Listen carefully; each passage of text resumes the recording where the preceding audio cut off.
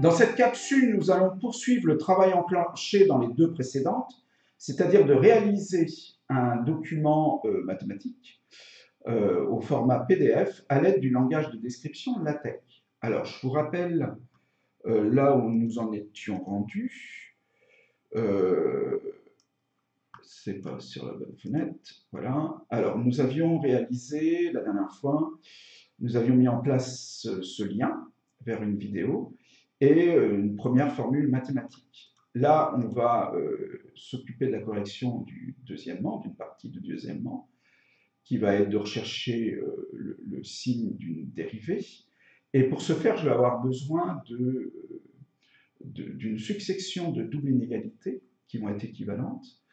Et donc là, ici, il va falloir que j'écrive une succession d'inégalités. Et ce qui est le plus pratique en mathématiques, au niveau de la présentation, ça va être de les présenter cette forme-là, c'est-à-dire de façon centrée. Vous voyez, ça va être la succession que nous allons aborder aujourd'hui. Alors, le code de la précédente capsule, c'était celui-ci. Et là, je vais avoir besoin donc d'aller dans la seconde section, celle qui démarre par secondo. Je vais vous montrer le code de la première succession de double inégalité.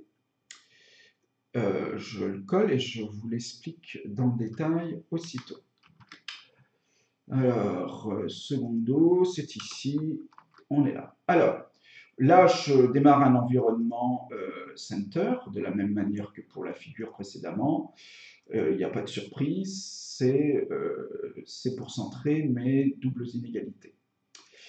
Si je ne crée pas cet environnement, double space, mais l'écart entre les inégalités va être si petit qu'il y a des fractions qui vont se chevaucher. Donc je suis obligé d'importer un nouveau package. Ça, ce n'est pas par défaut, alors c'est compliqué à utiliser sous LaTeX. Donc je vais importer un nouveau package qui est setSpace, qui me permet donc d'utiliser le double space. Ici, chaque ligne, c'est une double inégalité. Alors je vous la remontre peut-être pour que vous l'ayez bien en tête. Vous voyez, alors c'est celle-ci, x compris entre 0, on va le dire comme ça en allant de la gauche vers la droite. 0 inférieur ou égal à x, inférieur ou égal à pi sur 3. Je reviens sur le code. Et donc, j'ai bien mon 0.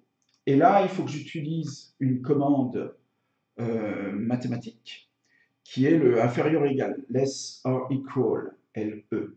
Donc la commande \LE que je cerne avec des dollars. Donc ça va me permettre d'écrire inférieur ou égal. Le x, encore inférieur ou égal. Je reproduis la fraction qu'on a vue dans la précédente capsule, donc avec la commande frac, sauf que là c'est pi sur 3. Et comme je dois aller à la ligne, c'est la première fois que je dois aller à la ligne, on peut utiliser la commande \newline ou double \slash, deux \slash. Je préfère cette commande-là parce que je vois bien le fait que ce soit écrit, je vois bien qu'on l'utilise. Et donc, là, il n'y a pas de choses différentes dans les lignes suivantes.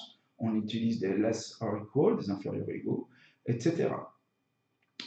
Et donc, si je peux, la suite de la démonstration de la recherche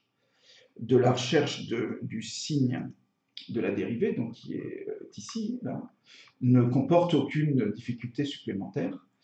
Et donc, je peux copier-coller le code sans explication outre mesure.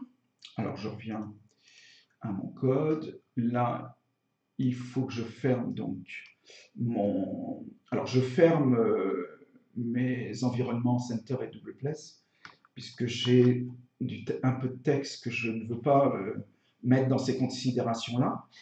Là, vous voyez, si c'est pas ce fichier-là, c'est celui-là. effectivement, je veux que le texte, les doubles inégalités suivantes sont équivalentes, ne soit pas centré. Donc je ne le mets pas dans l'environnement center et dans celui double space. Voilà. Eh bien, donc je vous remonte à nouveau le rendu. C'était l'objectif de cette vidéo. C'était d'écrire cette succession de doubles inégalités, ce qui n'achève pas encore tout à fait la correction du deuxièmement, parce qu'il faudra dresser le tableau de variation, mais ça, il faut que ça fasse l'objet d'une seule vidéo. Voilà, je vous remercie d'avoir suivi cette capsule. Je vous dis à très bientôt, si vous voulez bien.